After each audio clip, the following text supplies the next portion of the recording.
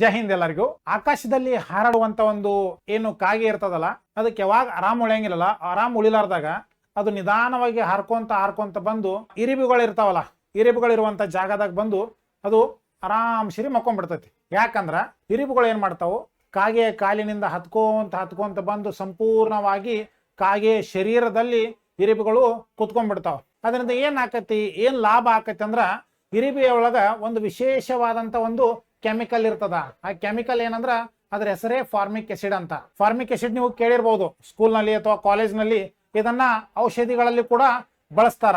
ಅದೇನಾಗ್ತದ, ಆ ಇರಿಬಿಗಳು ಅದನ್ನ ಕಾಗೆಯನ್ನ ಕಡಿಯೋದ್ರಿಂದ ಅದ್ರೊಳಗ ಆಂಟಿ ಬ್ಯಾಕ್ಟೀರಿಯಲ್, ಆಂಟಿ ಫಂಗಲ್ ಅನ್ನುವಂತ ಒಂದು ಔಷಧಿಯ ಗುಣ ಇರ್ತದ. ಆ ಗುಣದಿಂದ ಏನಾಗ್ತದ, ಆಟೋಮೆಟಿಕ್ ಆಗಿ ಆ ಕಾಗೆ ಆರಾಮ ಆಗ್ತದ. ಇದರಿಂದ ಏನಾಗ್ತೈತಿ ಅಂದ್ರ ನೋಡ್ರಿ, ಇರಿಬಿಗಳು ಕಚ್ತಾವ, ಕಾಗೆಗೂ ಆರಾಮ ಆಗ್ತದ. ಅದರಿಂದ ಏನಾಗ್ತೈತಿ, ಇರಿಬಿಗಳಿಗೂ ಒಂದು ಆಹಾರ ಸಿಗ್ತದ. ಬಯಾಲಜಿ ಒಳಗೆ ಇದನ್ನ ಏನಂತಾರ, ಆಂಟಿಂಗ್ ಅಂತ ಕರೀತಾರ. ಅದರಿಂದ ಏನಾಗ್ತೈತಿ, ಇದನ್ನ ಕಾಗೆ ಮಾತ್ರ ಅಲ್ಲ, ಇದನ್ನ ಎಷ್ಟೋ ಪಕ್ಷಿಗಳು ಕೂಡ ಇದೇ ಪ್ರೊಸೆಸ್ ಅನ್ನ ಉಪಯೋಗ ಮಾಡ್ತಾವ. ಹದ್ದುಗಳಾಯ್ತು, ಇನ್ನು ಕೆಲವು ಪಕ್ಷಿಗಳು ಇದೇ ಪ್ರೊಸೆಸ್ ಅನ್ನ ಯೂಸ್ ಮಾಡ್ಕೋತಾವ. ನೋಡ್ರಿ, ಪ್ರಕೃತಿ ಒಳಗೆ ಎಷ್ಟ ಚಂದ ಒಂದು ರಿಲೇಷನ್ ಅದ. ಇದಕ್ಕೆ ಏನಂತಾರ ಅಂದ್ರ ಸಿಂಬಯೋಟಿಕ್ ರಿಲೇಷನ್ ಅಂತ ಕೂಡ ಕರೀತಾರ. ಪ್ರಕೃತಿ ಒಳಗ ನೋಡ್ರಿ, ಒಂದಕ್ಕೊಂದು ರಿಲೇಷನ್ ಯಾವ ತರ ನಮ್ಮ ಪ್ರಕೃತಿ ಕ್ರಿಯೇಟ್ ಮಾಡಿದೆ ಅಂತ.